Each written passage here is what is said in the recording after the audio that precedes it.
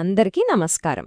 ఈరోజు మన చర్చంతా భారత రాజ్యాంగంలోని ఆర్టికల్ 140 చుట్టూ తిరుగుతుంది. అసలు ఏంటిది? ఇది సుప్రీంకోర్టుకు కొన్ని అదనపు పవర్స్ ఇస్తుందన్నమాట. చాలా కీలకమైన నిబంధన ఇది.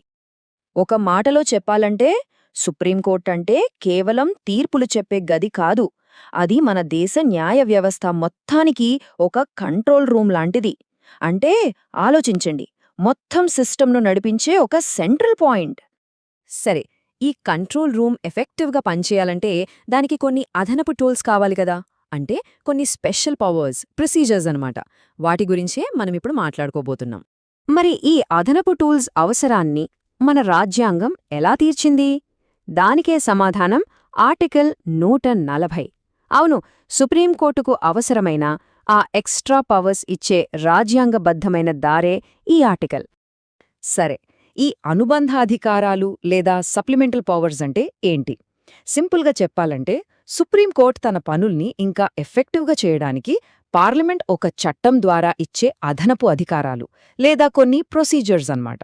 ఈ ఆర్టికల్ 140లో ఒక 4 ముఖ్యమైన పాయింట్స్ ఉన్నాయి. అవేంటంటే, ఫస్ట్, పార్లమెంట్ ఒక చట్టం చేయగలదు. దేనికోసం? సెకండ్, సుప్రీంకోర్టుకు అనుబంధ అధికారాలివ్వడానికి. థర్డ్, ఇది చాలా ముఖ్యం, ఈ అధికారాలు రాజ్యాంగానికి వ్యతిరేకంగా అస్సలుండకూడదు.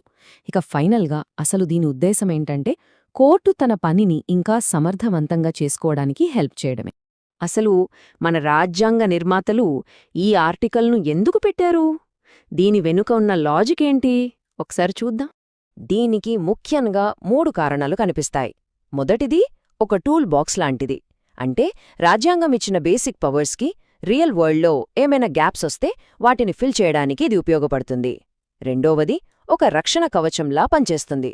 అంటే కోర్టు తనకు తానుగా అధికారాలు తీసుకోకుండా పార్లమెంటు చట్టం ద్వారా మాత్రమే కొత్త పవర్స్ వస్తాయని ఇది చూసుకుంటుంది.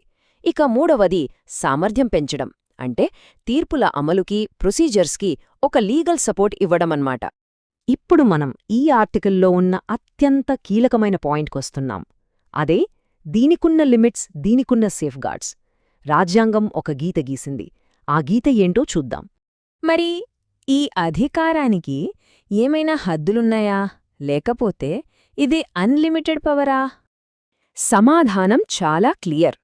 పార్లమెంట్ సుప్రీంకోర్టుకు అనుబంధ అధికారాలు ఇవ్వగలదు. కానీ ఒక పెద్ద కానీ ఉంది. అదేంటంటే, ఆ అధికారాలు రాజ్యాంగానికి విరుద్ధంగా ఉండకూడదు. ఇదే అసలు చెక్. రాజ్యాంగమే సుప్రీం.